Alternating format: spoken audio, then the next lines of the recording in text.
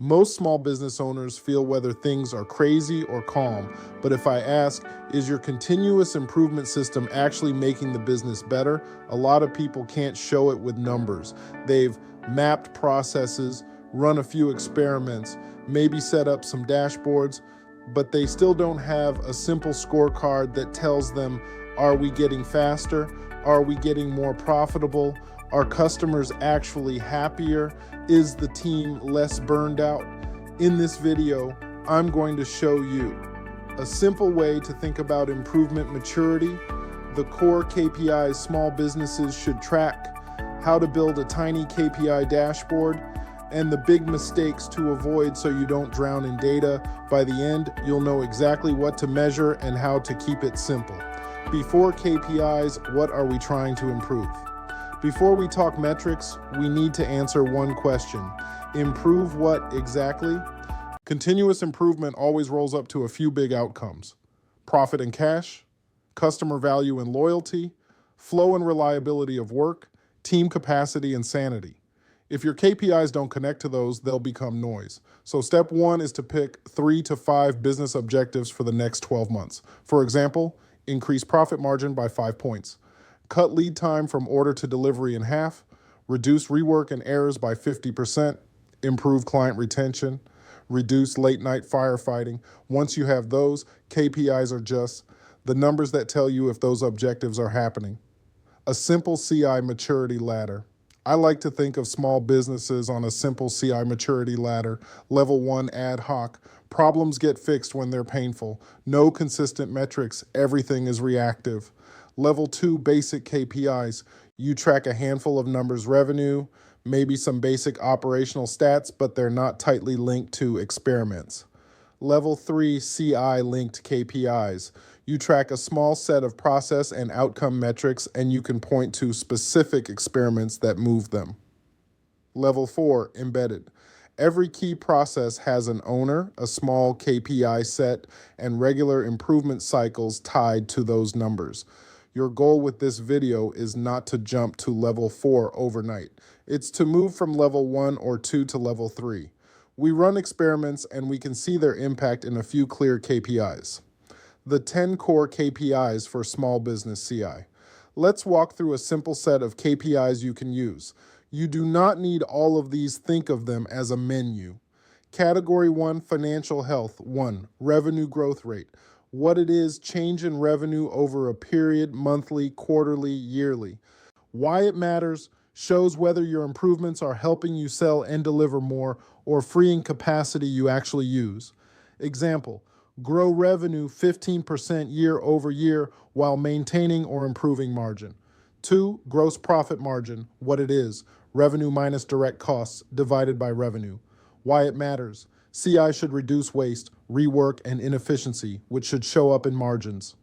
Example, increase gross margin from 35% to 40% in 12 months. 3, cash flow and cash on hand. What it is, the cash you have available or net cash flow each month. Why it matters, smooth processes, faster invoicing, fewer disputes, improve cash. Example, Zwara maintain at least 2 months of operating expenses in cash. Category 2, flow and reliability. 4, lead time. What it is, time from customer request or order to delivery of value. Why it matters, CI often targets delays, bottlenecks, and waiting. Lead time is the core measure of that. Example, reduce average lead time from 14 days to 7 days. 5, on-time delivery and completion rate. What it is, percentage of orders and projects done on or before the promised date. Why it matters. Reliability builds trust and repeat business. Example, hit 95% on-time delivery on client projects. 6, work in process, WIP count. What it is, number of jobs and tasks in progress at any time. Why it matters. Excess WIP is a great signal of overload and hidden queues. Kanban and WIP limits should affect this. Example, limit open client projects in progress to 10 at a time. Category 3, quality and rework. 7, rework and defect rate. What it is, percentage of work that needs to be redone, corrected, or refunded. Why it matters. Rework is pure waste that eats margin and time. CI should attack this relentlessly. Example, cut quote rework by 50% in 6 months. 8. Customer complaints and issue rate. What it is, number of significant complaints or issues per period or per X jobs. Why it matters, tells you whether changes are hurting or helping client experience. Example, reduce onboarding related complaints from 10 per month to 3. Category 4, customer and team health. 9, customer retention and repeat business. What it is, percentage of customers who buy again, renew, or stay over a period. Why it matters, a strong CI system should improve consistency and value, which shows up in retention. Example, increase 12-month client retention from 70% to 85%.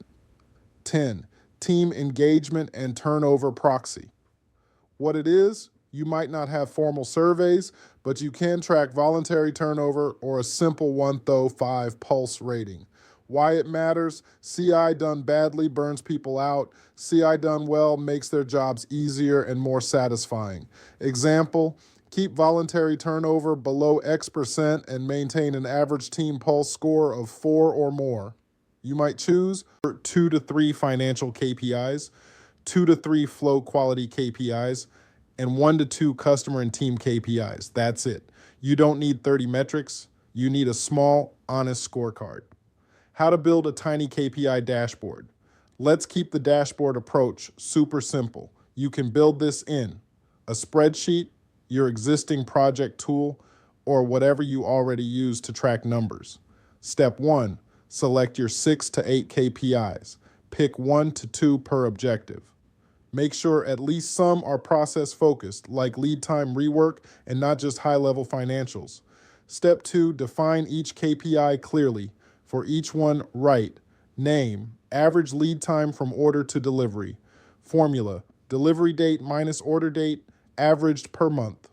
Target, 7 days by December 31. Frequency, weekly, monthly. Owner, ops lead. This forces clarity and avoids fuzzy, unmeasurable KPIs. Step 3, build a simple view for each KPI. Show, current value, target, trend, even just the last 4 to 6 periods. Simple color or arrows if you like.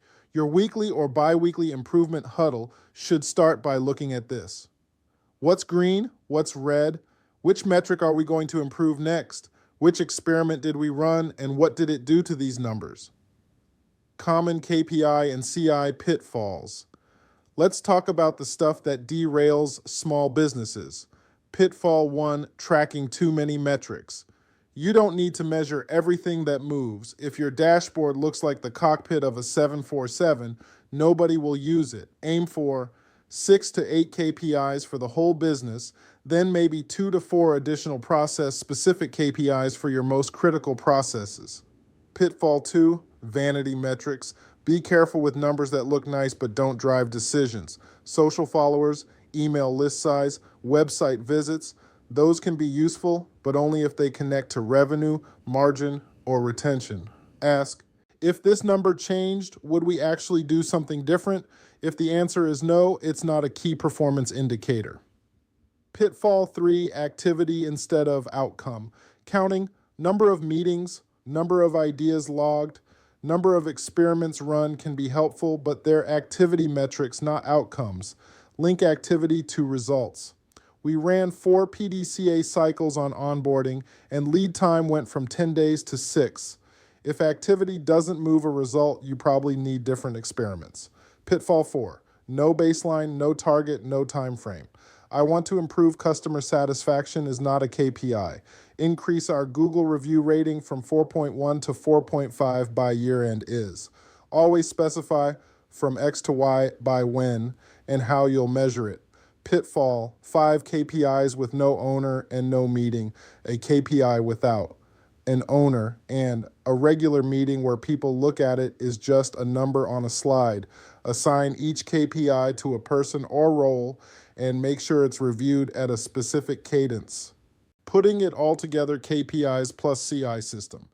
KPIs by themselves don't change anything. They become powerful when you plug them into your CI system.